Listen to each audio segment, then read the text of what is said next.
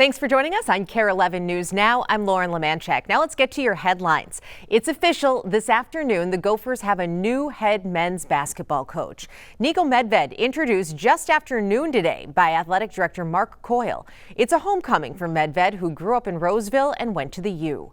He's coming from a head coaching job at Colorado State, where he led the basketball team to the NCAA tournament 3 times. We streamed his entire welcome this afternoon. You can watch it right here on KARE 11 Plus. Developing right now in Dinkytown, police are looking for whoever is behind several armed robberies in the area late Monday night. Just before 11, police say an armed robbery happened on 7th Street, followed by an attempted armed robbery near 9th Avenue and 8th Street. This is the second time in 2 days police have issued a safety alert in the area. A safety alert from the U says a group of 3 to 4 men robbed someone on 7th Street, and they tried to rob someone else just a few blocks away. One of them had a gun, another had a knife. The suspects last night were seen in black hoodies and black masks. Just a day earlier, 4 men with similar descriptions, including one who was armed, allegedly robbed people at 5 different locations in and around Dinkytown. This happening again early Sunday morning. Sunday's alert didn't have a vehicle mentioned, but there was one in yesterday's alert. So be on the lookout for a gray BMW. It's an SUV without plates. You should call 911 if you see it. Well, this afternoon on Capitol Hill, intelligence officials going before Congress to discuss national security. It comes as President Trump calls a security breach that led to a reporter being included on a chat where military plans were being discussed, a quote, glitch. Now, in a phone interview with NBC News this morning, Trump also said it, quote, turned out to not be a serious one. The president standing by his national security advisor, who is the one that added journalist Jeffrey Goldberg to the chat in the first place. In that chat, Goldberg says he received a series of messages discussing plans to launch airstrikes against Houthi militants in Yemen. The White House has confirmed that the breach happened. Here's Amy Kiley. You can be sure the committee, House and Senate, will be looking into this. Calls for answers are growing after cabinet members allegedly texted about U.S. military plans on an app. Editor-in-chief of The Atlantic, Jeffrey Goldberg, says he was mistakenly added to the group chat on Signal. That's an encrypted app, but it's not considered a secure government channel. Goldberg says the group was planning this month's U.S. military strikes on Houthi targets in Yemen. And I'm sitting in a Safeway parking lot watching my phone and realizing, oh my God, this might be real. I think Pete Hegseth just sent this group actual targeting information, actual sequencing of an attack. Defense Secretary Pete Hegseth denies sending war plans, but the Trump administration has acknowledged the messages seem to be authentic. Several officials say the White House views the incident as a major error. I was shocked. The Atlantic says Mike Waltz convened the chat. He's the national security advisor, a role John Bolton held in the first Trump administration. Let's forget the classification issue. How can you conduct official government business over a non-official channel? The Espionage Act makes it a crime to mishandle classified information. Democrats are demanding an investigation, and some Republicans are calling for accountability. It's a security violation, and there's no doubt that Russia and China saw this stuff. I'm Amy Kiley reporting. Former Justice Department officials say an incident like this normally would result in an FBI and DOJ investigation, but it's unclear if that will happen in this case since it would require the Trump administration to investigate itself. Jewish and Arab populations. Israel and the U.S. have desecrated the Holy Land. Not desecrating the Holy Land. New this afternoon, protesters interrupting the Senate confirmation hearing for Mike Huckabee. He is President Trump's pick to be the U.S. ambassador to Israel. Meantime, we're learning new details that Israel's planning to ramp up its attacks in Gaza. There have been intensifying strikes on the Strip since last Tuesday, which shattered a temporary ceasefire. Jeremy Diamond is in Tel Aviv with the details.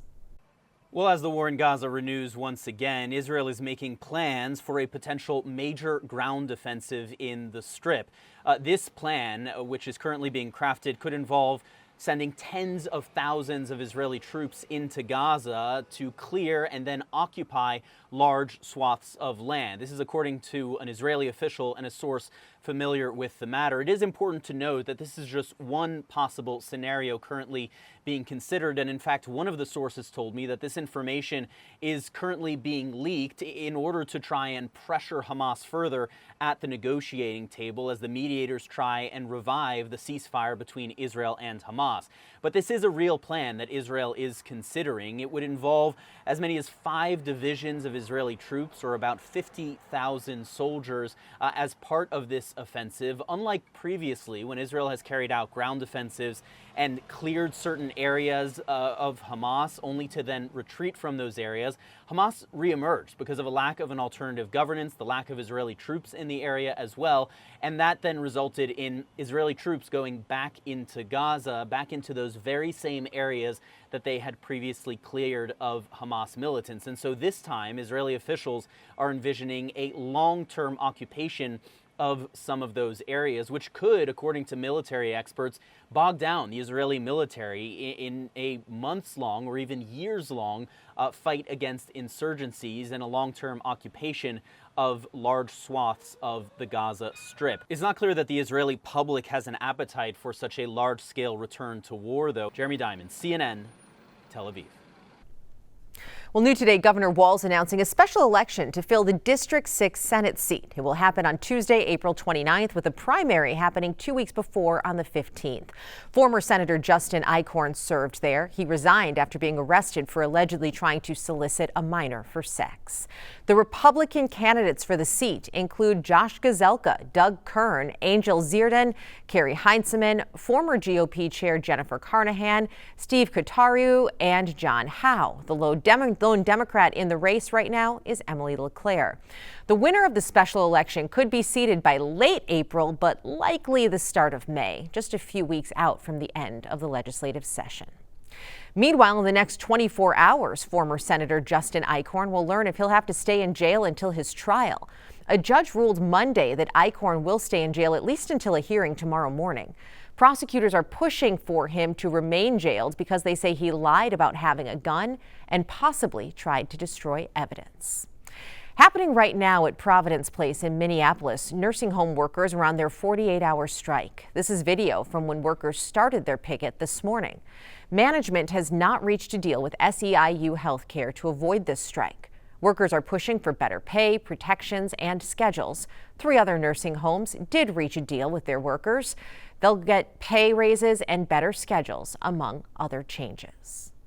Hundreds of parents, students, and teachers coming together in St. Francis to sound off against the district's policy on book bans. The ACLU of Minnesota and Education Minnesota just filed separate lawsuits against the district over that policy. Raya Katene was at the meeting.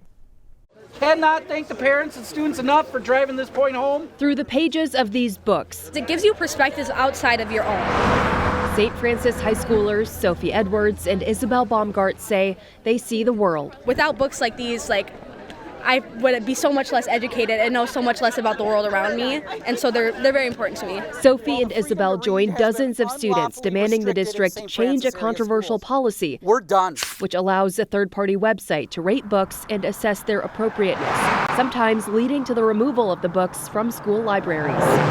These books, which are part of our curriculum in the high school and in classes that I myself am taking, are being taken away from us this week as we speak. Frustrated, really frustrated.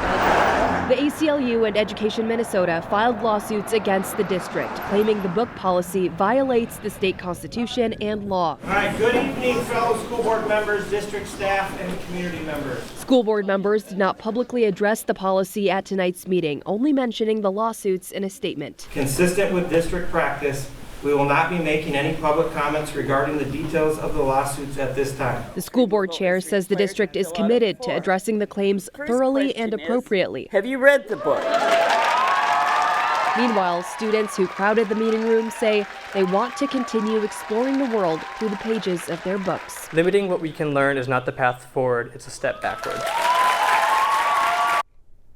Well, here's an interesting twist in all of this. BookLooks, the website the district's using to rate these books, just announced it's shutting down and will no longer be operating moving forward.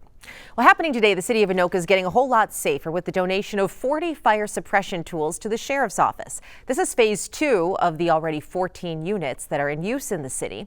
Now the Anoka Masonic family will be delivering the $38,000 worth of tools.